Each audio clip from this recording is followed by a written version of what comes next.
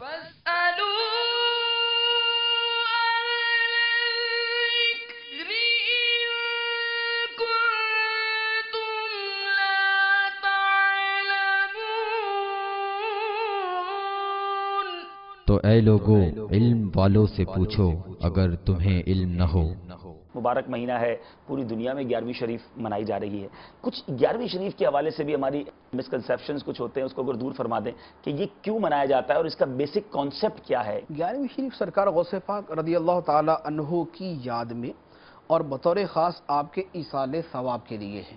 تو اس میں جو سب سے بنیادی چیز ہے وہ دو ہے۔ ایک تو ہے کہ بطور خاص کسی ایک دن اللہ عز و جل کے کسی ولی کو یاد کرنا، ایک چیز تو اس میں یہ ہے۔ دوسرا یہ ہے کہ اس میں ایصال ثواب کیا جاتا ہے۔ تو اب یہ دو چیزیں یہاں پر جمع ہیں، ایصال ثواب اور کسی ولی کو بطور خاص یاد کرنا۔ یہ دونوں چیزیں جدا جدا اپنی اپنی جگہ پر نہایت اعلیٰ درجے کے مستحبات میں سے ہیں کہ کسی ولی کو یاد کرنا۔ تو اب ولی کو یاد کرنا یہ تو خود قرآن پاک کے اندر موجود ہے، خود قرآن پاک کی آیت مبارکہ ہے وَاذْكُرْ فِي الْكِتَابِ مریم۔ سورہ مریم کے اندر یہ آیت مبارکہ ہے کہ کتاب میں یعنی قرآن پاک میں حضرت مریم کا ذکر کرو۔ تو حضرت مریم رضی اللہ تعالی عنہ کیا تھی؟ اللہ عز و جل کی ایک ولیہ تھی اور ان کا تذکرہ کرنے کا رب العالمین ارشاد فرما رہا ہے۔ پھر ان کے واقعات اور ان کی کرامت قرآن پاک کے اندر بیان کی گئی ہے کہ ان کے حجرے میں بے موسم پھل اللہ عز و جل ان کو عطا فرماتا تھا۔ پھر ان کی عبادت کا تذکرہ یہ قرآن پاک کے اندر موجود ہے کہ وہ اپنے حجرے کے اندر تشریف فرما تھی۔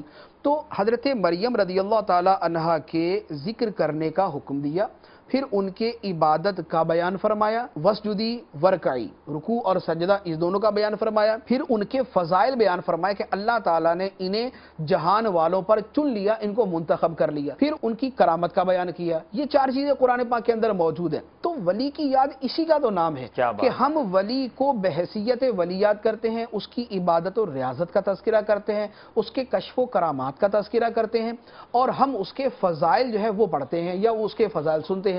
تو یہی چیز جو ہے وہ 11ویں شریف کے اندر کی جاتی۔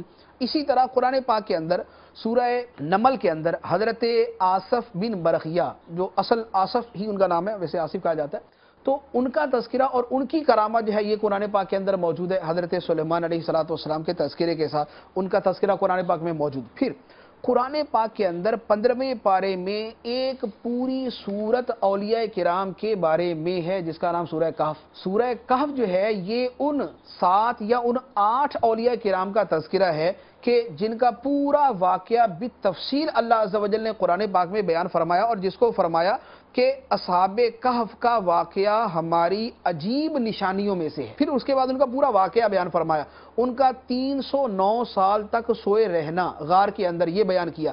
پھر ارشاد فرمایا وَنُقَلِّبُهُمْ ذَاتَ الْيَمِينِ وَذَاتَ الشِّمَالِ، ہم ان کے پہلو دائیں اور بائیں بدلتے رہتے ہیں۔ یہ ان کی کرامت ہے کہ 309 سال تک سوئے رہے، نہ کچھ کھایا نہ کچھ پیا، نہ ان کا بدن گلا، نہ وہ فوت ہوئے، بلکہ وہ اسی حالت نیند کے اندر ہے۔ پھر اللہ عز و جل نے ان کو کھلے میدان میں رکھا لیکن دھوپ سے بچا کے رکھا، یہ ان کی کرامت کا تذکرہ۔ پھر اللہ عز و جل پر ان کا کتنا پختہ ایمان تھا اس کا بیان ہے۔ پھر حتیٰ کہ ان کی جوانی کا بیان ہے، فرمایا کہ انہم فتیۃ، وہ نوجوان تھے، انہم فتیۃ آمنوا بربہم، وہ چند نوجوان تھے جو اپنے رب پر ایمان لائے اور اپنے قوم کے مشرک بادشاہ کے برخلاف وہ غار کے اندر چلے گئے تھے۔ پھر اس کے بعد وہ 309 سال بعد کا واقعہ قرآن پاک میں بیان کیا گیا۔ تو یہ سورہ کہف جو ہے گویا سورہ اولیاء ہے، یہ ان 7 اولیاء کرام کا یہ تذکرہ ہے۔ اب اسی سورت کی اگر آپ تفسیر پڑھیں، اگر آپ 100 تفسیروں کا مطالعہ کریں گے، آپ کو 99 تفسیروں کے اندر یہ لکھا ہوا ملے گا کہ ان اولیاء کرام کے نام اگر لکھ کر اپنے پاس رکھ لیے جائیں تو اس کی برکتیں کتنی ہیں۔ یہ تفسیر کی کتابوں کے اندر اکابر مفسرین نے اس کو بیان فرمایا ہے۔ تو یہ قرآن پاک کے اندر اولیاء کرام کا تذکرہ۔ تو اب 11ویں شریف کے اندر کیا تھا؟ اللہ عز و جل کے کامل ولی کا تذکرہ، پھر انہی کے ضمن میں ان کے والدین کا تذکرہ بھی ہوتا ہے، ان کے نانا حضرت عبداللہ صومعی رضی اللہ تعالیٰ عنہ کا تذکرہ بھی ہوتا ہے، پھر سرکار غوث پاک رضی اللہ تعالیٰ عنہ کی بارگاہ میں حاضر ہونے والے اولیاء کرام کا تذکرہ بھی ہوتا ہے۔ تو یہ 11ویں شریف اسی تذکرہ اولیاء کا نام ہے۔ دوسرا پہلو اس کے اندر ایصال ثواب کا ہے، تو ایصال ثواب تو قرآن و حدیث سے ثابت ہے، اور اہل سنت کا اس کے اوپر اجماع ہے کہ آدمی اگر اپنے عمل کا ثواب پہنچاتا ہے تو اللہ عز و جل مرحوم تک اس کا ثواب پہنچا دیتا ہے۔ ایصال ثواب کا انکار مسلمان کہلانے والے فرقوں کے اندر صرف فرقہ معتزلہ نے کیا تھا، تو معتزلہ فرقہ نے کیا یا ان کے ماننے والے چند ایک ہوں گے جو اس کا انکار کرتے ہوں گے، ورنہ ایصال ثواب قرآن و حدیث سے ثابت ہے۔ انہی دونوں چیزوں کے مجموعے کا نام جو ہے وہ 11ویں شریف ہے، جو سرکار غوث پاک رضی اللہ تعالیٰ کے نام پہ منائی جاتی ہے۔ صلو علی الحبیب صلی اللہ تعالی علی محمد۔ مجھے اپنی اور ساری دنیا کے لوگوں کی اصلاح کی کوشش کرنی ہے۔